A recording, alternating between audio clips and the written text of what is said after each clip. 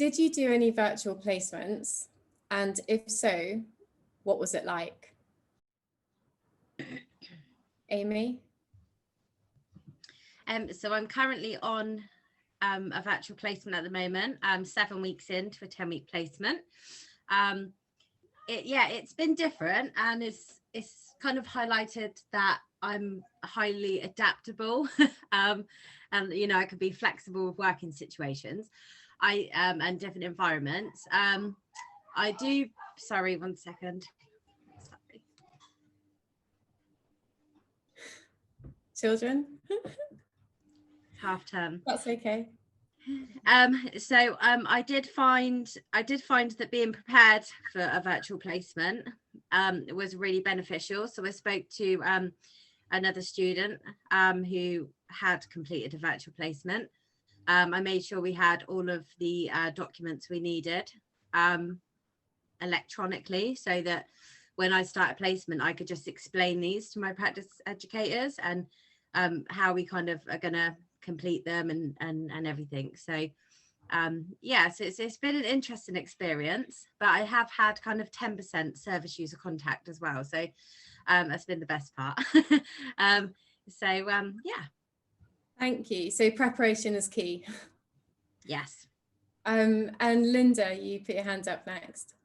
Similar. I had a placement in adult social care with the Oxfordshire County Council.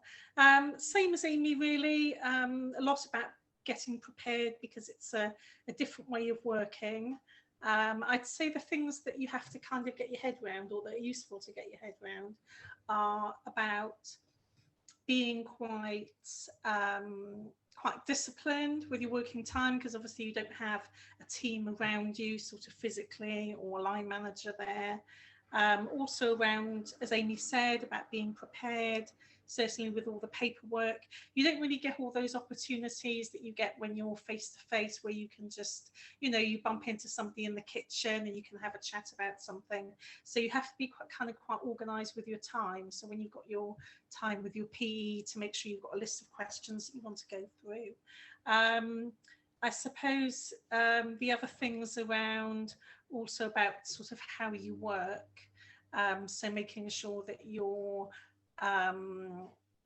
you've got a clear idea, and you do ask all those important questions. I suppose it's just a different way of working. I suppose if you like working independently, it kind of really suits you. It worked for me. But yes, it is a different way of working. I had about a day of contact time with service users. I did have some telephone contact time with service users, a fair bit. So that's another way you might have online or telephone contact. But it was an enjoyable experience. Has working in a mental health setting been difficult in any way? There are challenges, but there's also really positive. I worked in a PICU, which is a psychiatric intensive care unit. Within the unit, I had a lot of fun. You get a lot of support from your PE, as well as the occupational therapist and the assistants within the team.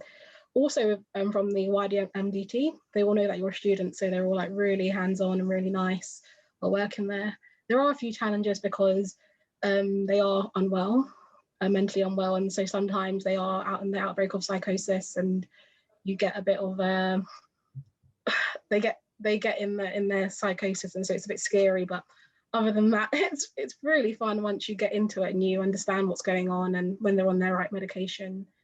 They're really nice people to talk to, and you do some really fun classes. I mean, I'd done art class, I played with clay, we had pat dogs, so we had quite a few really, really nice groups.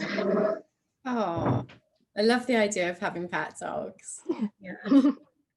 I am a little concerned with what the practice educators are like. Are they nice?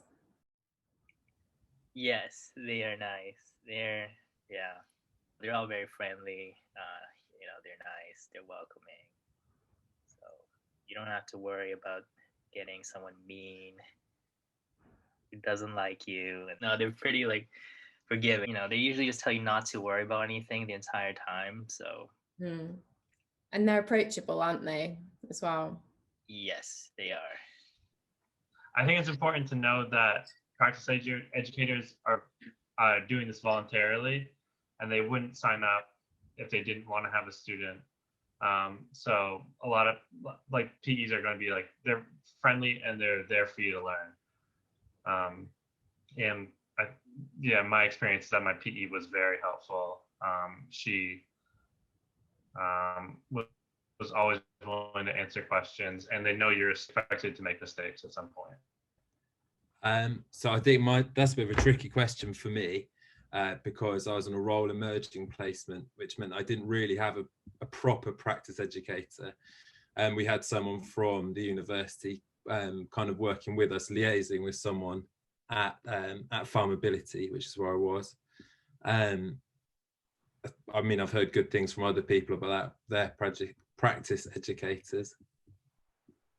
Yeah. I'm happy to say that we were on the same placement. So yeah, we did have our practice educator within the faculty, but we were very, very fortunate. We had a very good support group, didn't we, at Farmability? Yeah, I think so. In terms of, we had someone that we worked with at Farmability, but they were, I think they'd been in different roles for a number of years. They'd, I think, sort of mental health, nursing, and worked in a load of different administrative roles, and worked in the NHS, worked out of the NHS. So I think that leads to one of the points that I would say to start off with, is really get to know your practice educator. There's going to be so many different things that they've experienced and different expertise that they can give you, that I think there's so many varied experiences that your colleagues will have. So really getting to know them, I think, is a really good piece of advice.